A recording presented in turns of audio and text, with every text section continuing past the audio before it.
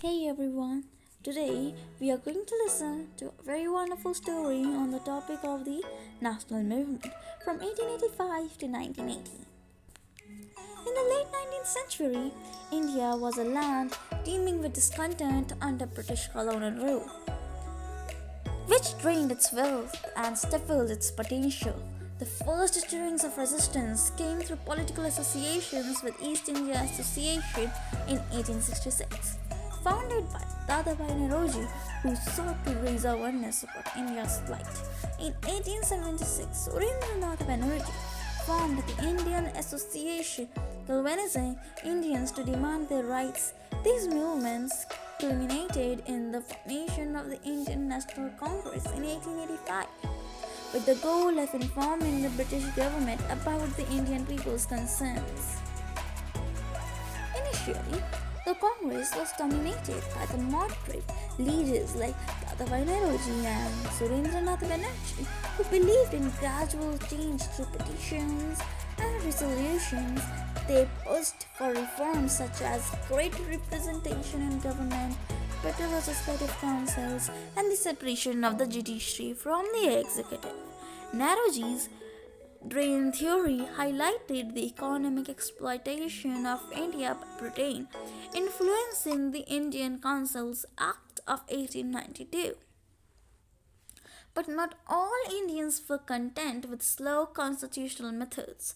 As frustration grew, Bal Gangadhar Tilak and Bipin Chandra Pal emerged as assertive nationalists.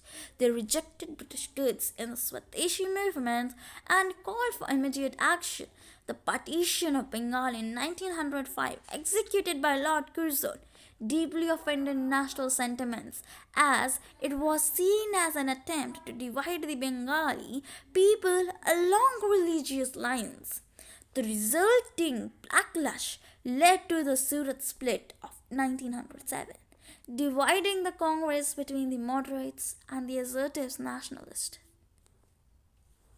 In parallel, the Muslim deputation of 1906, led by Aga Khan, met with Lord Minto to demand separate electorates for Muslims.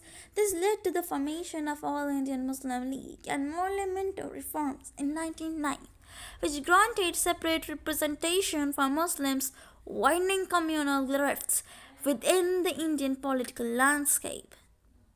The outbreak of World War I in 1914 shifted the focus of India's political struggle. Annie Besant and Bal Gangadhar Tilak supported the Home Rule movement, demanding self-governance for India. Besant's arrest in 1917 sparked mass protests, making her a national hero and adding momentum to the movement for independence. In 1916, a turning point occurred with the Lucknow Pact, a historic agreement between the Indian National Congress and the Muslim League Congress, agreed to separate electorates for Muslims in exchange for the League's support for self government. This brief movement of unity marked a crucial step towards India's independence. Through it, came at the cost of preserving communal divisions. Thus, in a period marked by division, protest, and shifting alliances, the groundwork of India's independence was laid. Leaders from across the political spectrum, each with their own vision and methods, contributed to the eventual end of British colonial rule, setting India on the path to freedom. And it's the end of the story. I hope you have enjoyed this video and learned something new today.